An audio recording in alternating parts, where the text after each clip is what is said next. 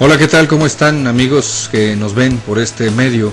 El motivo de presentarnos es hacer una invitación importante para todos nosotros, para pasar un tiempo juntos, en un tiempo con Dios, de lunes a viernes a las 8:30 de la mañana, que se repetirá de lunes a viernes a las 8 de la noche. No te pierdas la oportunidad de ir juntos a la palabra y disfrutar cada día del gozo, la presencia y la paz que solamente Dios da. Te esperamos. Bien, amigos, pues ya estoy de regreso con ustedes, ya en esta sección que llamamos Tiempo con Dios, que cada mañana comparto. Como cada mañana, hoy miércoles 10 de febrero, estamos hablando hemos estado tomando como base bíblica el libro de Mateo, del capítulo 14 al 22, del capítulo 14 hoy vamos a leer del 22 al 36. Hemos estado hablando de lo que Jesús va haciendo. El libro de Mateo, un primer libro del Nuevo Testamento, ahí lo puede encontrar usted, el libro de Mateo, el primer evangelio, ahí está, donde se describe en este libro la genealogía de Jesús, para empezar, y luego pues continúa describiendo en términos muy generales el ministerio del Señor Jesús desde su nacimiento y el inicio de su ministerio hasta su crucifixión. Y bueno, en este tiempo, Mateo, en este capítulo 14, 22 al 36, ayer veíamos, desde antier, hablábamos de la muerte de Juan, se describe en los versículos atrás, en la lectura, había muerto. El Señor Jesús es informado, él se entristece por esta noticia de la muerte de Juan, que había sido decapitado de una manera en un acto muy tétrico, muy macabro, fue el decapitado. Y bueno, pero el Señor Jesús, la gente lo sigue, había multitudes que lo seguían. Y si yo le digo que multitudes, es que eran verdaderamente tumultos de gente, la cantidad, porque se describe que hubo en la lectura anterior que habría 5,000 hombres, que así se contaba antes, pero también hay que contar que iban mujeres y niños. Y estimábamos que si iba un hombre con su esposa, si eran 5,000 hombres y acompañados por esposas, serían 10,000. Ponga que no todos iban acompañados con esposas, pero algunos sí.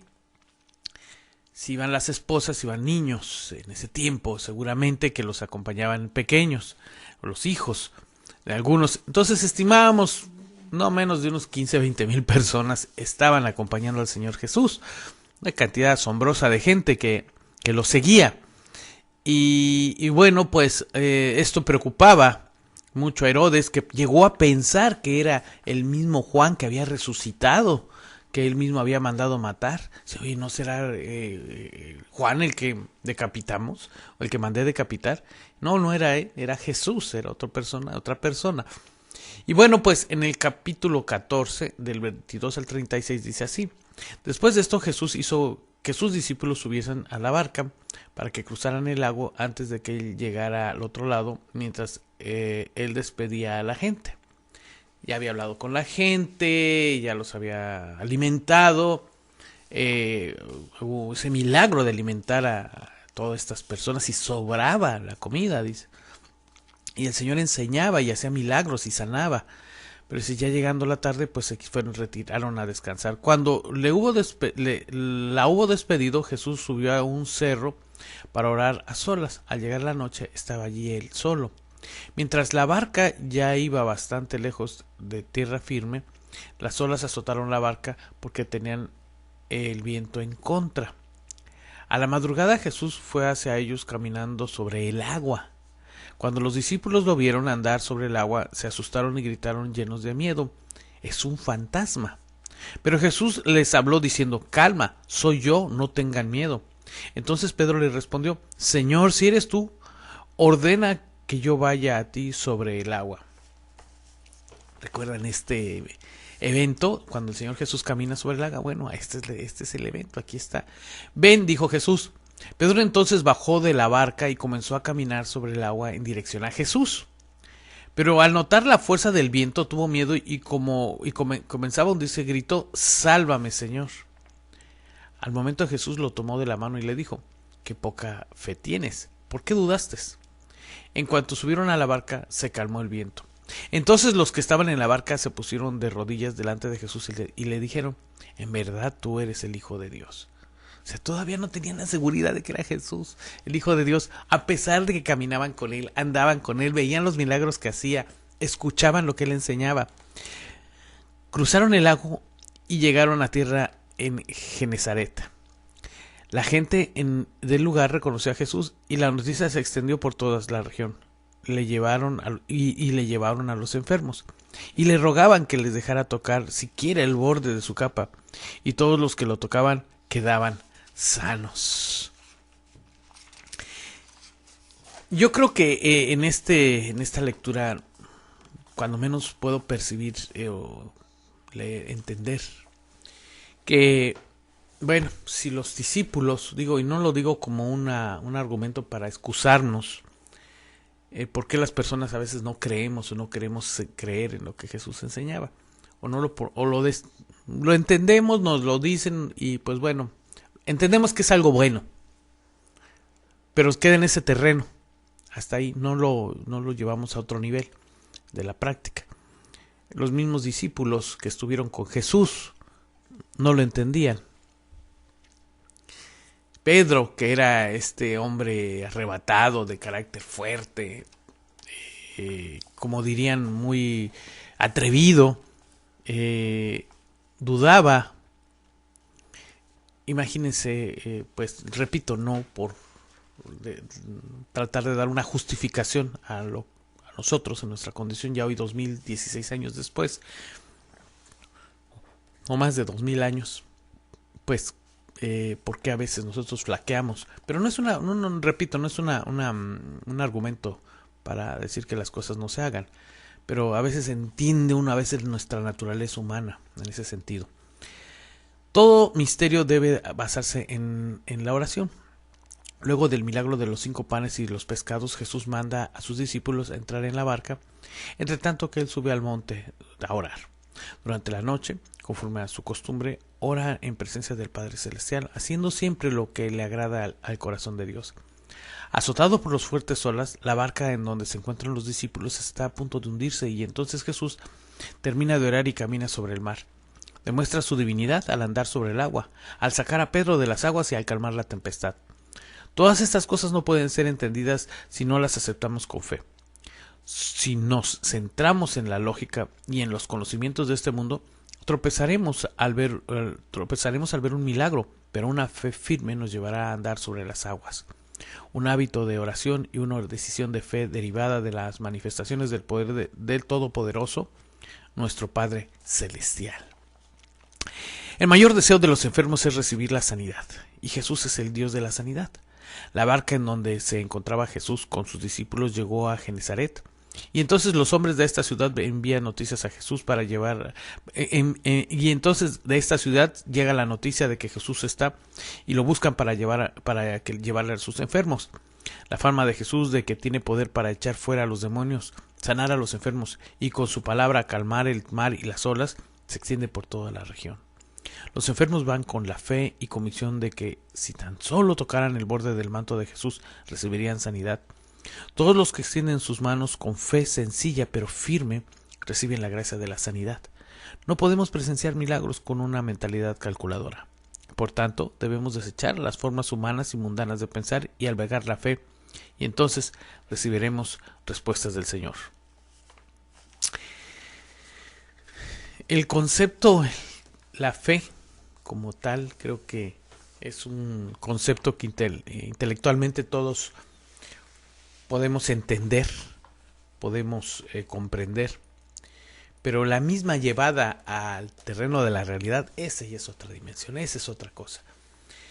Nosotros entendemos, creemos, nos dicen, entendemos el concepto de fe, que es creer, la certeza de lo que no se ve. Es la fe, esta misma que pues muchos ustedes y yo conocemos como concepto, pero en la realidad, pues creo que muchos nos quedamos muy cortos en ese sentido. Yo creo que hoy por hoy nosotros tenemos un gran desafío, y si el Señor Jesús nos muestra, como lo leía y como vemos en este escrito, en esto que he compartido con ustedes esta mañana, que debemos de poner a un lado a veces esa actitud de que a lo mejor estamos en la punta de la tecnología o en la punta de la ciencia. Y miren, hace 200, 300 años se sentían que tenían toda la ciencia en la mano. Hace 200 también. Y hoy el hombre así se siente. Y hoy vemos hacia atrás y vemos cuánta ignorancia había.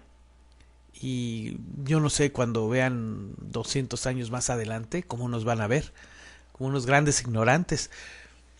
No lo sé, y digo, finalmente hay tantas cosas que escapan a nuestra capacidad de conocimiento, pero yo creo que como seres humanos, como creación de Dios,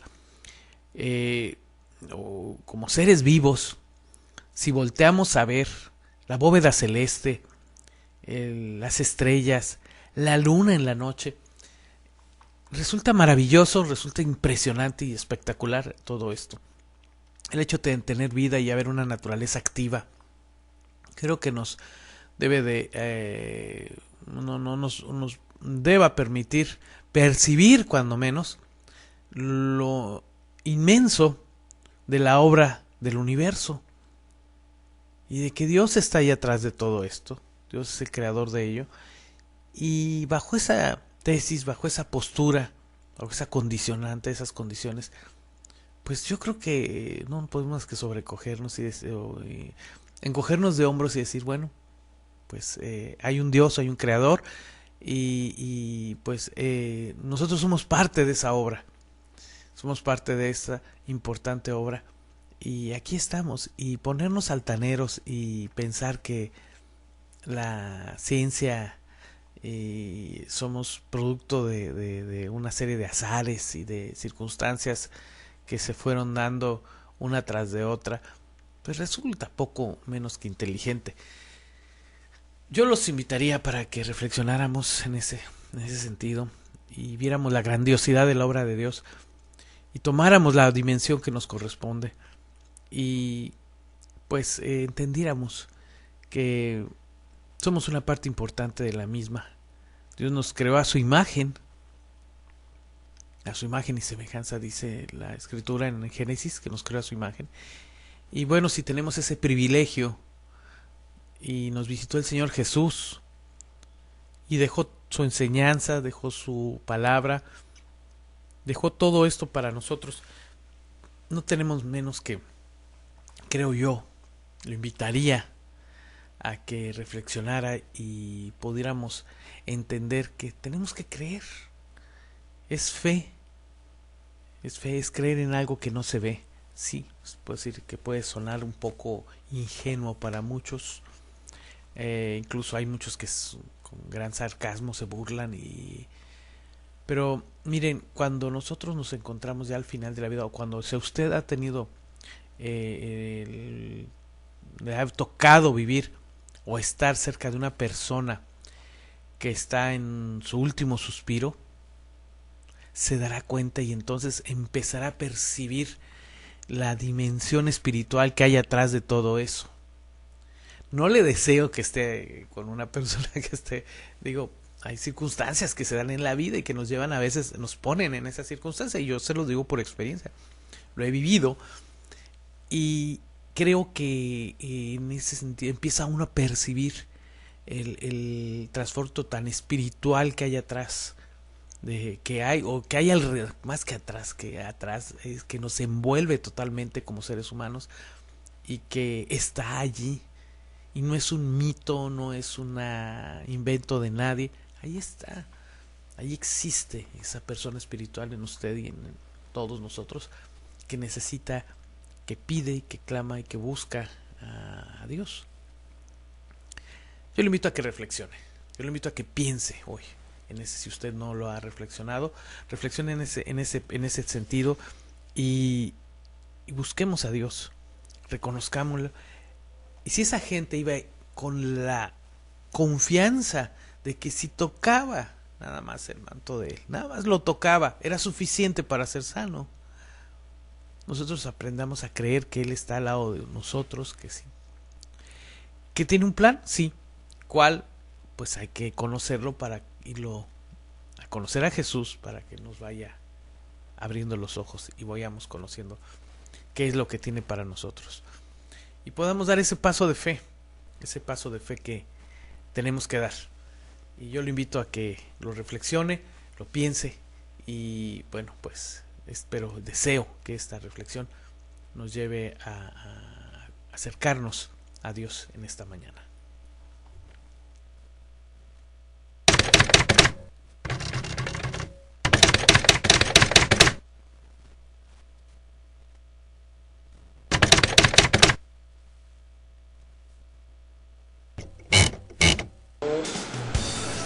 Hola, ¿qué tal? ¿Cómo están, amigos que nos ven por este medio? El motivo de presentarnos es hacer una invitación importante para todos nosotros, para pasar un tiempo juntos, en un tiempo con Dios, de lunes a viernes a las 8:30 de la mañana, que se repetirá de lunes a viernes a las 8 de la noche. No te pierdas la oportunidad de ir juntos a la palabra y disfrutar cada día del gozo, la presencia y la paz que solamente Dios da. Te esperamos. Nos estamos viendo.